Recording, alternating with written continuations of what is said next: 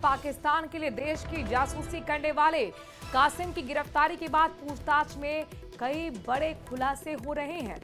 मौलाना अफजल जो उसका चचेरा भाई है वो भी उसका रहा था सहयोगी। उसके साथ उसका दूसरा भाई इश्तियाक भी लगातार कासिम के लिए काम कर रहा था।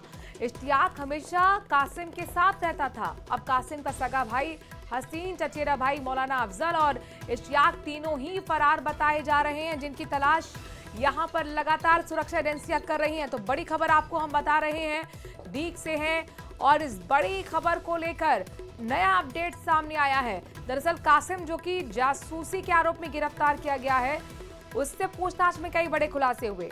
वो खुद दानिश के संपर्क में तो था ही, जो कि पाकिस्तान उच्चायोग में अधिकारी था। इस बीच खुलासा ये हुआ है कि मौलाना अफजल जो उसका चचेरा भाई है वो भी उसका सहयोगी रहता था, यानी कि उसके काम में मदद करता था, जासूसी करता था। कई संवेदनशील जो जानकारियां हैं वो पहुंचाई गई पाकिस्तान तक, खुफिया एजेंसियों तक। लिहाजा सुरक्षा एजेंसियां लगातार उससे पूछताछ कर रही हैं। और देखिए किस तरीके से उसके जो भाई थे वो कासिम के साथ इस काम में जुड़े हुए थे। आप ये जान लीजिए कि कैसे एक एक जासूस का खुलासा यहाँ पर सुरक्षा एजेंसियां कर रही हैं और उनके ज्यादातर तार जो है वो राजस्थान से जुड़े हुए हैं। ऐसे में राजस्थान जासूसी के एक बड़ा अड्डा बन गया था पाकिस्तान के लिए।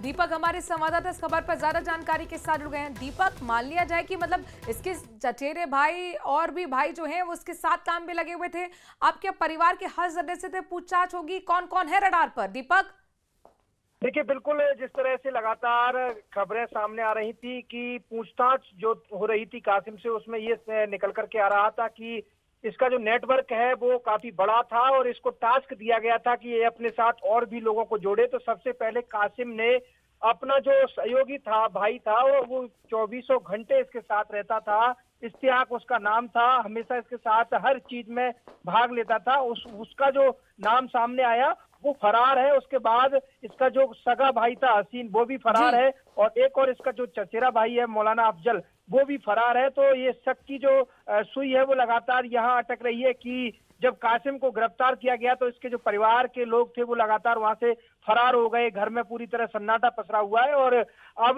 कहा जा रहा है कि पूछताछ में जब ये माना गया तो कासिम ने ये माना है कि जो उसका भाई था हसीन, वो भी उसके साथ इस नेटवर्क में जुड़ा था और इनको एक अलग अलग टास्क दिया गया था कि आपको ये जिम्मेदारी सौंपी जा रही है और ये आपको खुफिया जानकारी निकाल करके कासिम को देनी है। और कासिम जिस तरह से पाकिस्तान एम्बेसी में जो कार्यरत था, दानिश उसके संपर्क में लगातार था।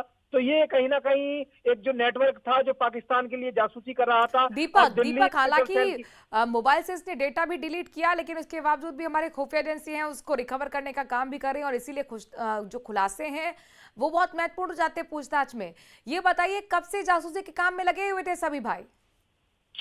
देखिए, बताया जा रहा है कि ये 2024 में दानिश के संपर्क में आए थे और जब लगातार ये माहौल बना तो उसके बाद दानिश के लगातार संपर्क में कासिम आता गया और ये पाकिस्तान भी 60 दिन के लिए जाकर के आया था। जब पाकिस्तान गया तो ये जो आईएसआई के हैंडलर्स थे उनसे मिला, वहां जाकर के पूरी ट्रेनिंग ली कि किस तरह से आपको खुफिया जानकारी इंडिया की निकाल करके दानिश को देनी है और दानिश किस तरह से जो आईएसआई के लीडर है वहां तक ये पूरी खुफिया जानकारी पहुंचा रहा था। ये पूरा जो नेटवर्क था इसको लेकर के अब लगातार कासिम से पूछताछ की जा रही है और पूछताछ में ये लगातार नए नए खुलासे सामने आ रहे हैं कि उसको आर्मी इंस्टॉलेशन की खुफिया जानकारी निकालने की जिम्मेदारी दी गई थी। उसको ये कहा गया था कि आप अपने साथ में और लोगों को जोड़िए जो कि इस काम को कर सके और खुफिया जानकारी निकाल करके दानिश को दे सके, जिससे कि दानिश उन जानकारियों को पाकिस्तान पहुंचा सके। ये लगातार जब ये पाकिस्तान गया था तो 60 दिन बताया जा रहा है कि पाकिस्तान में रहा था और वहां आईएसआई के जो बड़े हैंडलर्स थे उनसे इसने मुलाकात की थी, बाकायदा इसको पूरी ट्रेनिंग दी गई थी। और उसके बाद जाहिर तौर पर अभी देखना होगा ये नेटवर्क कितना बड़ा है, डीग में और कितने लोग हैं जो इसके साथ संपर्क में थे। शुक्रिया तमाम जानकारी हम तक पहुंचाने के लिए।